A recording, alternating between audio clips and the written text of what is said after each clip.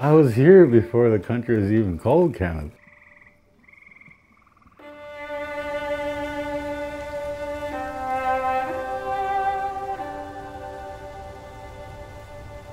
For me, I'm more than a Canadian.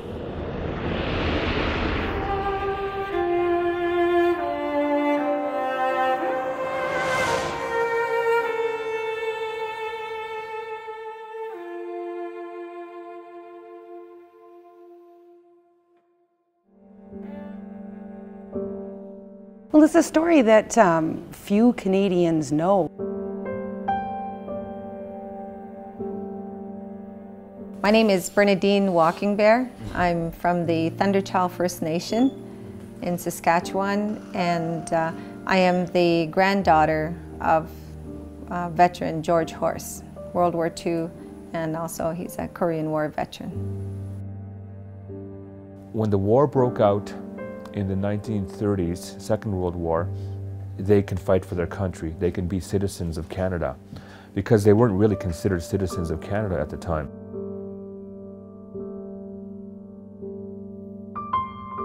Well, the First Nations, first of all, were exempt from conscription by treaty. A treaty promise was that they would never be asked to fight in the Queen's War. Despite their exemption, First Nations volunteered in droves and went overseas. They volunteered, in fact, so quickly that government policy couldn't keep up with how quickly they were showing up to sign up to go to war. For the war, everybody was the same.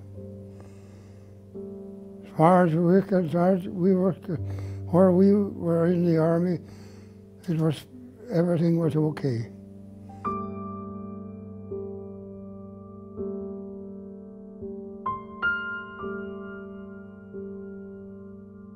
I don't think I done nothing special for that. I just wanted to be in the army, I enjoyed it. It was there for the first time that a lot of our veterans got a taste of equality, what it was like to stand shoulder to shoulder with non-First Nation soldiers. Over there, they were all the same. They depended on each other for their lives. The army was good because the people were there. You worked with them. Everything worked fine with the army. It was after the war that everything fell apart and you had nothing. And that's the problem. All Indians had nothing eventually.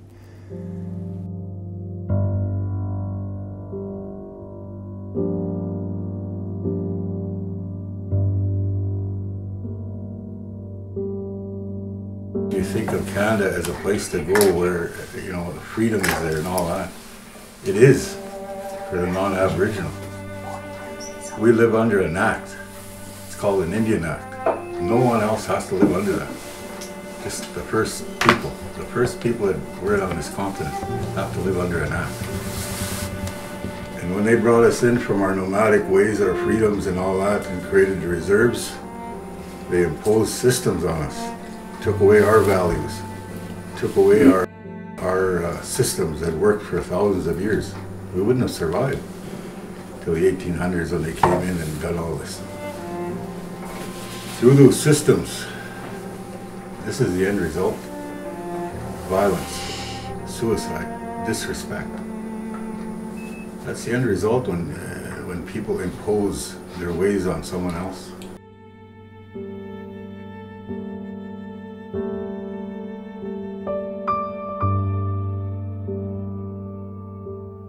We all know that Canada owes an outstanding debt to these men and women. These men and women who went off to war and risked their lives like any other soldier, whatever color. And yet here they sit, how many years down the road? 50 years, 60 years down the road. Here they sit waiting for their benefits 60 years later. It's unbelievable. We done the same thing as the white guy. We fought for Canada. And you'd think that something would happen for that, but it doesn't. And that's where the problem was. was the change of time, or the change of how you were treated from one time to the next.